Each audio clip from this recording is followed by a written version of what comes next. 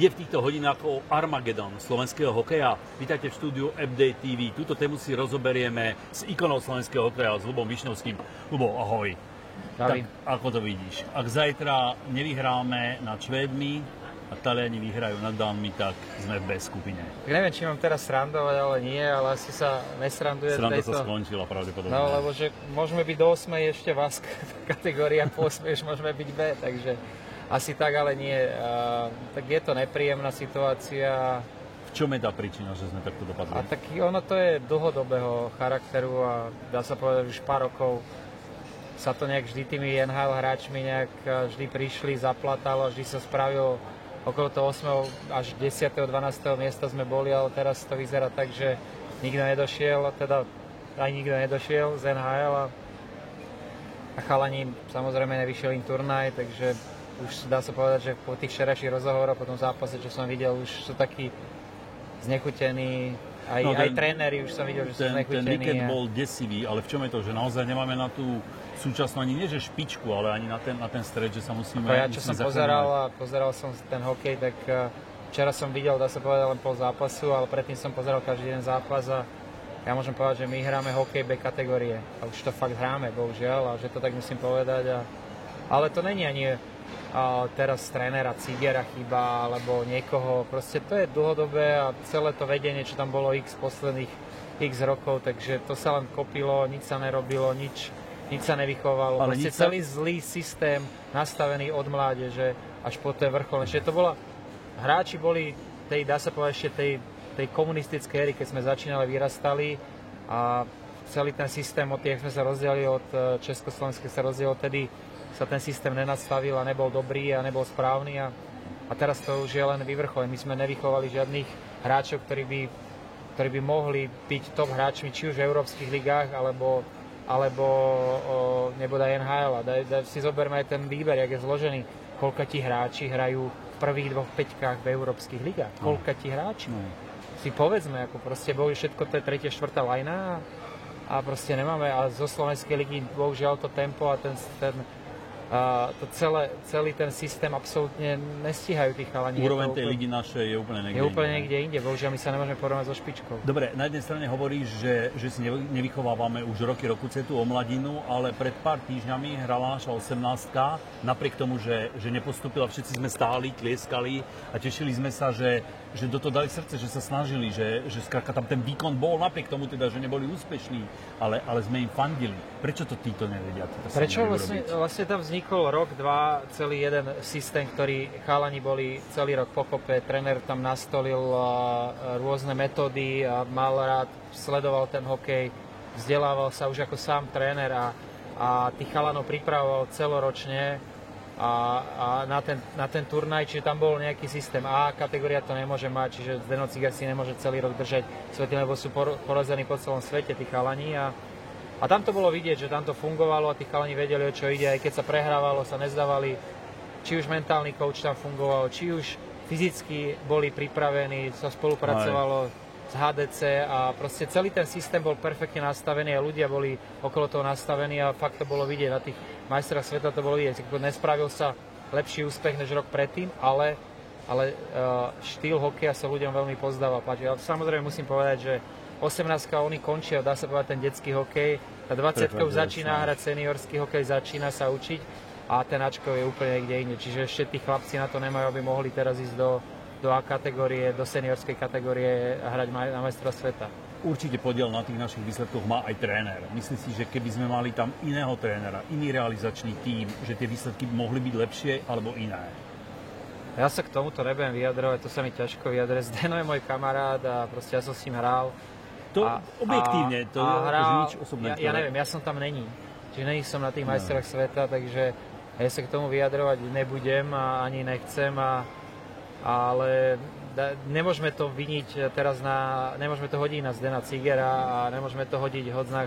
To je proste, to bol celý ten systém, či už zväzový, alebo nejaký tie x rokov pred tým, čo tam bol, lebo proste mali sme vychovaných nejakých hráčov, vždy prišli chalani z NHL, vždy sa to nejak spravilo, tí začiatky roku 2000, tam boli veľké úspechy, potom 2000 5. sa to nejak potom už išlo dole z kopca, potom 2012 sa to vystrelilo znova, že zrazu sme mali striebro, hrali sme v finále, ale to nebolo obraz nášho hokeja, no a teraz dá sa povedať, že ten rok neprišiel nikto, jak som už hovoril, z NHL a toto je fakt viditeľný obraz nášho hokeja.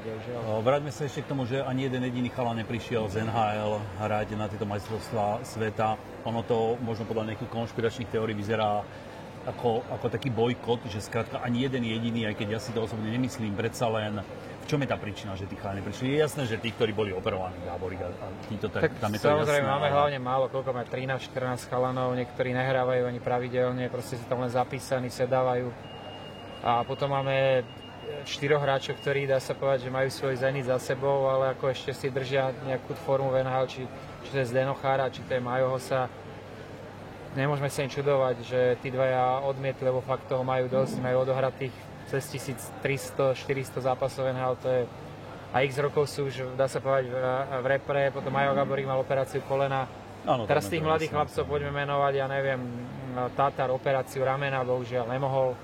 Teraz, kto tam bol, Pánik, no ten jediný mohol, ale ten mal životnú sezónu a proste on fakt už potrebuje si aj on zabezpečiť sa, zarobiť, ako to by nikto neriskol, že keby sa zranil, nepodpísal by vôbec žiaden kontrakt, čiže že tam to treba fakt chápať a potom sú tam chalani, ktorí mladí, ja neviem, odmietli a to už ja neviem z jakej príčiny, ja sa k tomu neviem vyjadriť. Dá sa povedať, Seko vypadol, ale takisto zranený, ktorý chodil na každé majstra sveta, čo mohol, čiže ako nemyslím si, že by tam bolo nejaký bojkot alebo nejaká, že nepríde kvôli niečomu. Ale evidentne takíto chalani, tieto osobnosti hokejové asi chýbajú v tej, jednak nálade, jednak aj v tej šatni, že buchnú postavu. No jasné, a v takých tých krízových momentoch to tam potiahnu a bohužiaľ není sú tam takí chalani, nie sú tam takí hráči a že len jeden hráč, keby bol z NHL, tak je to úplne iná kabína, úplne tí chalani si ináč veria. Som to zažil, či už Slovane, keď sme boli, že tam prišiel 1, 2, 3 sme boli Miroša tam, dá sa povedať ja a Seko a vlastne tá kabína vyzerala úplne ináč, tí chalani si veľa viac verili, takže je to aj o tom a bohužiaľ samozrejme chýbajú tí chalani. Dúfajme, že sa to nestane, ale naozaj o pár hodín môžeme skončiť bez skupine.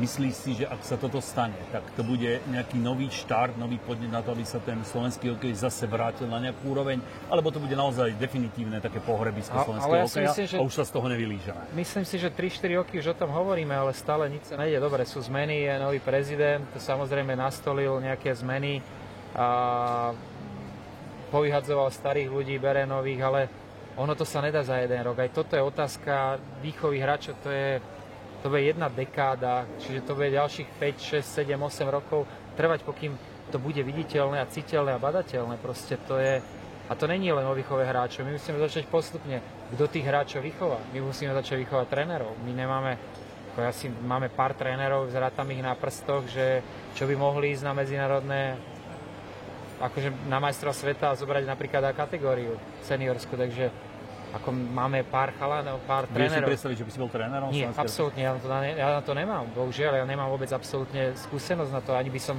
si to, môžem ísť ako asistent, ako poradca a učiť sa, ale na to musí byť človek, ktorý má skúsenosti, ktorý vie v tých krízových situáciách, teraz je krízová situácia, správne dávať, či už, ja neviem, výber brankárov, ja neviem, kto ide a proste naplánovať, či budú mať voľno, či proste to sú skúsenosti, ktoré teraz ten tréner potrebuje a má s ťažkými zápasmi a hlavne s mentalitou tých chalanov nejaké skúsenosti. Bohužiaľ nemáme. Ne? Dobre, Ľubo, trochu inak. Povýšim ťa v tejto chvíli do funkcie prezidenta Slovenského zväzu ľadového hokeja. Čo by si spravil ako prvé? Možno druhé? Znova začnem peniaze. Bohužiaľ. Keď chceš začať niečo robiť, tak musíš niečo aj zaplatiť. Keď chceš kvalitných ľudí okolo, tak ich musíš zaplatiť. A samozrejme v tom športe chýbajú tie peniaze. To nie je len hokej, to je vo futbale, to je basketbal, to je proste celý slovenský národ žije tým športom, ale bohužiaľ, čo sa vytvára pre nich. Proste tu nie sú podmienky, aby my sme niekoho vychovali, lebo nie sú peniaze. Ty keď chceš ísť na takú, bohužiaľ my hráme teraz B kategóriu hokeja, to tak poviem, a toto už je Bčkový hokej, čo my predvádzame a tá odovzdanosť a tá nemohúcnosť tam je, to vidieť bohužiaľ. A my musíme začať od tej mládeže a teraz zaškoliť trénerov. A na to treba peniaze. Postavať Švédsko, Fínsko, Česko, nedaj Bože Amerika a proste ísť na nejaké mesačné, alebo si zavolať a robiť semináre a videá a rozbory a tých určitých trénerov. Ale ja by som, bohužiaľ, so mnou nikto nebude súhlasiť, ale tým, že my na to trénera nemáme, na seniorský hokej, tak ja by som zaplatil kanadského trénera so skúsenostiami v NHL. Na to treba sponzoring, samozrejme. A teraz okolo neho dať takých najbližších, dá sa povedať Vlado Orsak, výborné, ja neviem, myslím, že Kmeč v Nitre, a takíto chalani, mladí okolo, takí, čo vedia.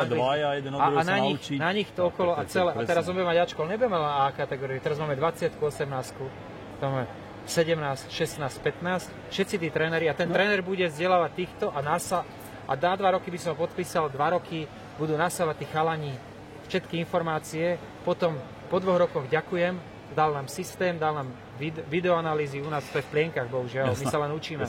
A proste celé to nasať, celý ten systém, lebo nie sú peniaze na to. My si nemôžeme dovoliť zaplatiť trénera z NHL. Kto ho zaplatí?